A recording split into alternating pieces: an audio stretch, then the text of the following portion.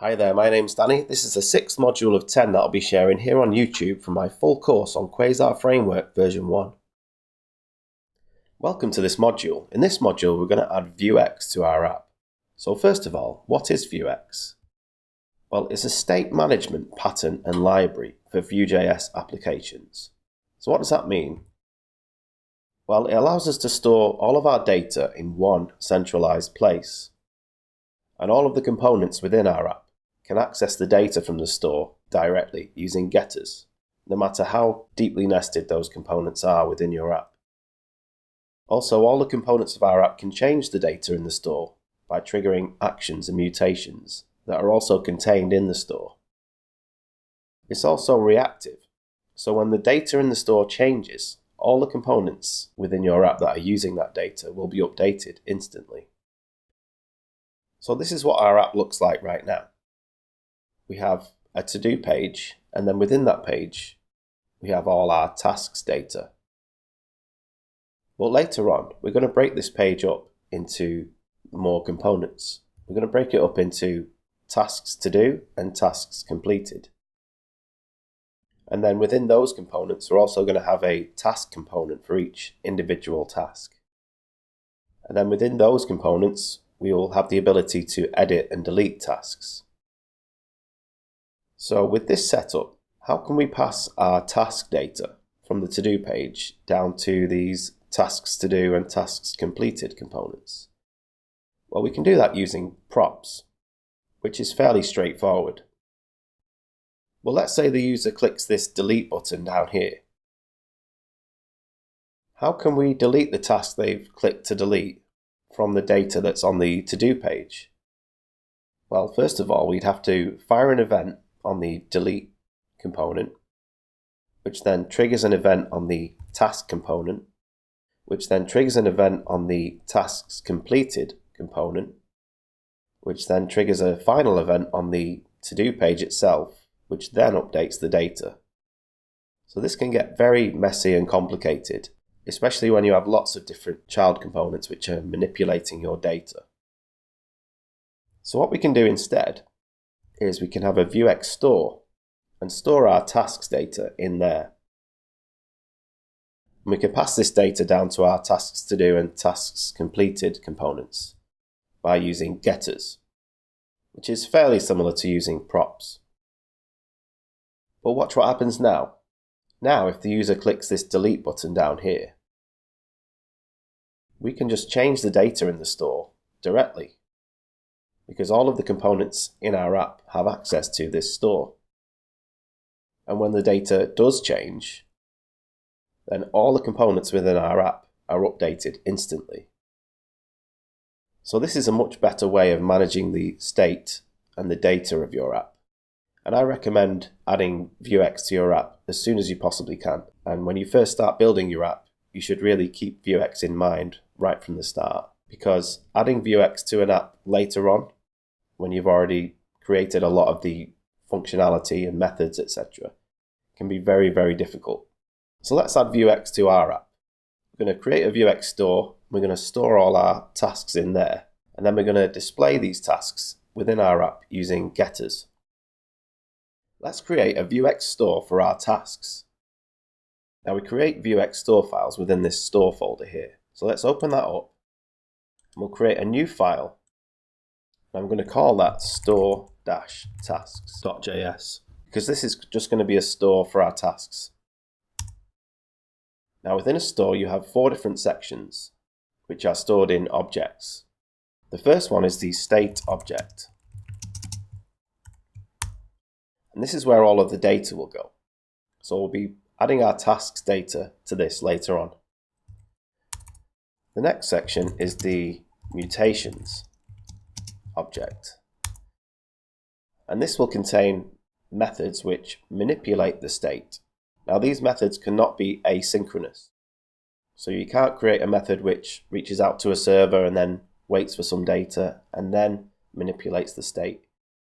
You can only create methods which manipulate the state directly and instantly. Next we have the actions object. This object will also contain methods, but these methods can be asynchronous.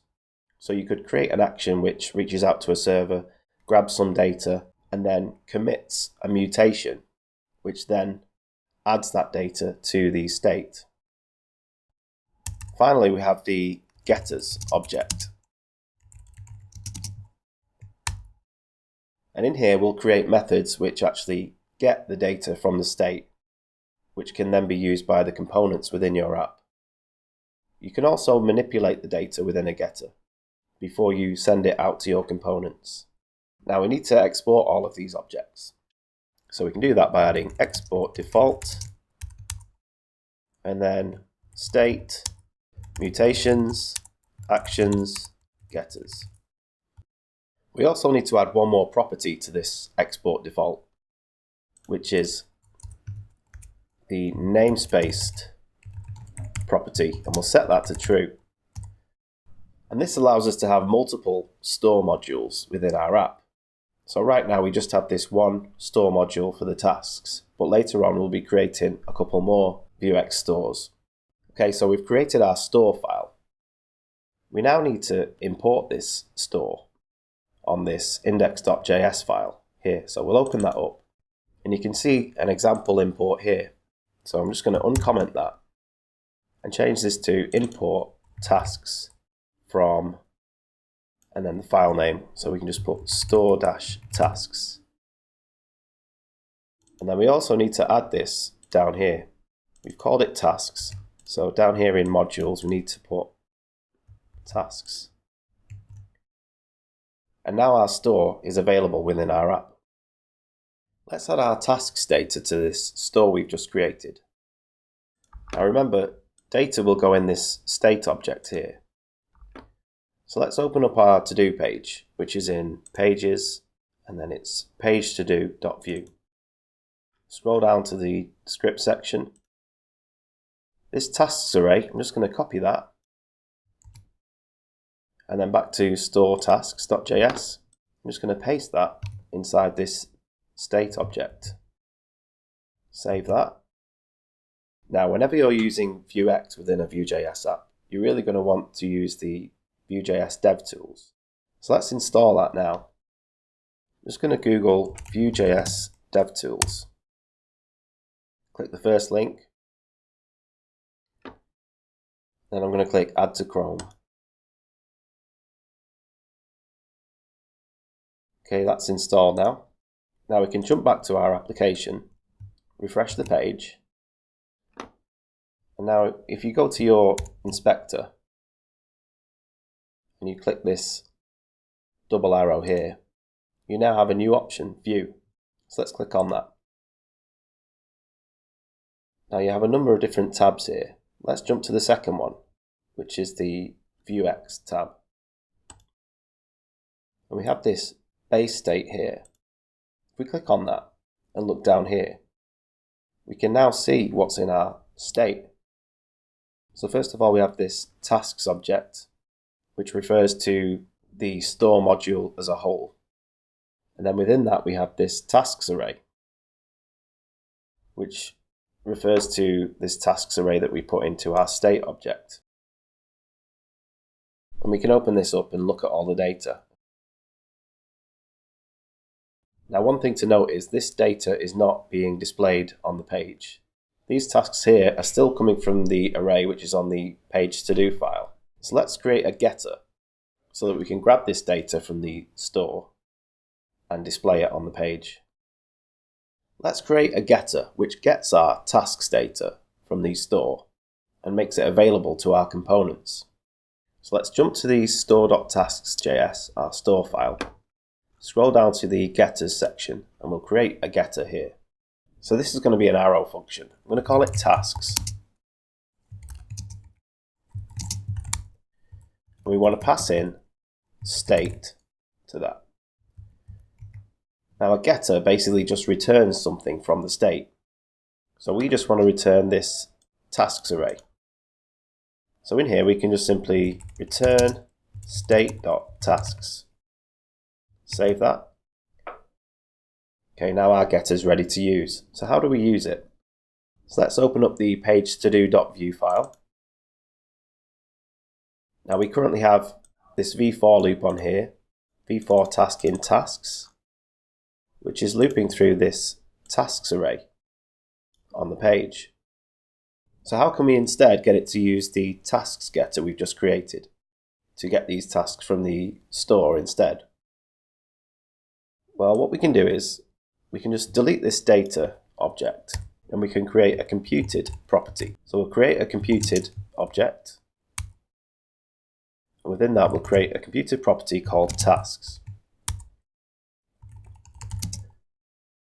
And to get access to that getter, we can do this dot $store dot getters, and then we can get tasks slash tasks. So this means it's going to grab something from the tasks store module, and the thing that it's going to grab is the tasks getter. Save that, and you can now see it's grabbing the tasks from the getter we just created, which is grabbing the tasks from the state in the store module. However, there's a neater way we can do this by using something built into Vuex called map getters. We can basically map directly to the getter. You'll see what I mean in a second. So first of all, we need to import map getters from Vuex. And then in this computed section, we can just remove that tasks computed property, and we can add map getters. First of all, we want to specify the module that we're getting from, and our module is called tasks. And then we create an array here, and in that we list all of the getters that we want to get. So we just want the tasks getter. Now if I save that, I'll just reload the page. Okay, it's still getting the tasks from the tasks getter, except now we don't have to execute any code to actually grab that getter. We can just map directly to it. Let's have a look at the Vue.js DevTools now. So if we go to the Vue.js DevTools, click on base state, you can now see the getter that we've created down here, and it shows you all of the data that it's returning. Now let's see what happens if I modify the state using the DevTools. So I'm going to jump to the second item and change the name from get bananas to get massive bananas. Hit enter. You can now see that update on the view. Now if I change the completed status to true, it's now marked as true. So we can now manipulate our state directly in the DevTools and see the changes live. Let's jump back to storetasks.js, our store file. All of our tasks are currently stored in an array. However, later on, we're going to be implementing Firebase into this app. And Firebase doesn't use arrays. It only uses objects. Objects within objects within objects. So I'm going to restructure this into an object structure in the way that Firebase stores data, to make our life easier later on when we're grabbing data from Firebase and writing data to Firebase, etc. So how can we do this? Well, I'm just going to comment out this array,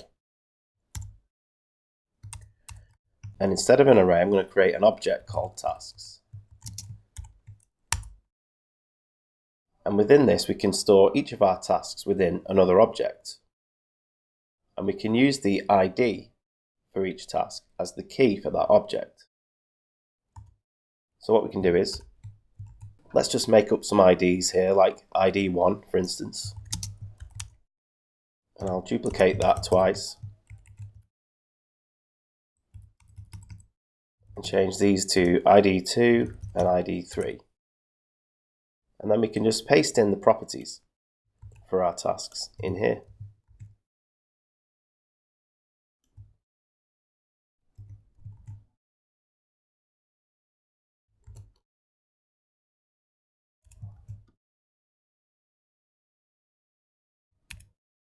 Okay, let's save that. And you can see our tasks are still displayed on the page.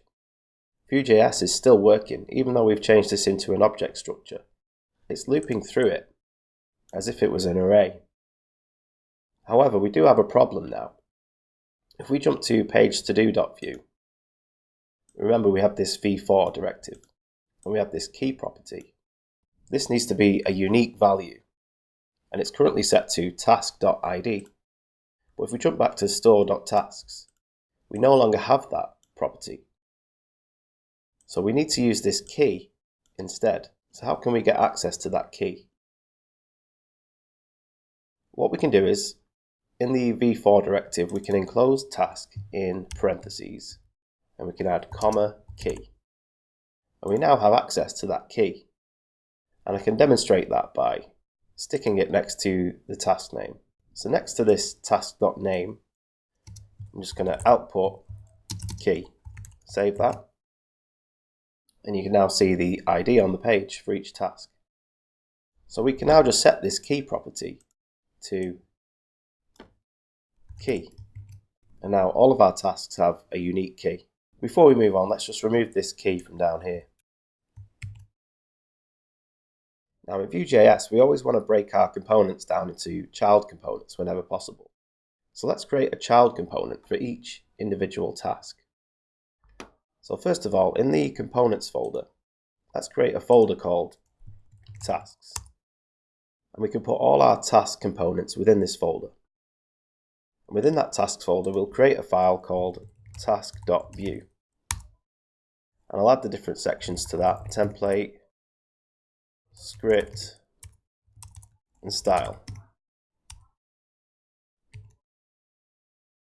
Now back to page-to-do.vue. I'm going to copy the markup for this queue item, paste it into the template section on task.vue.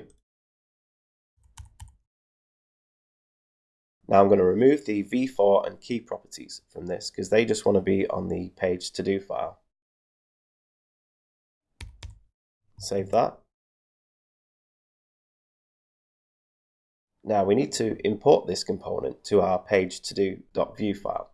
So let's jump down to our script section and add a component section.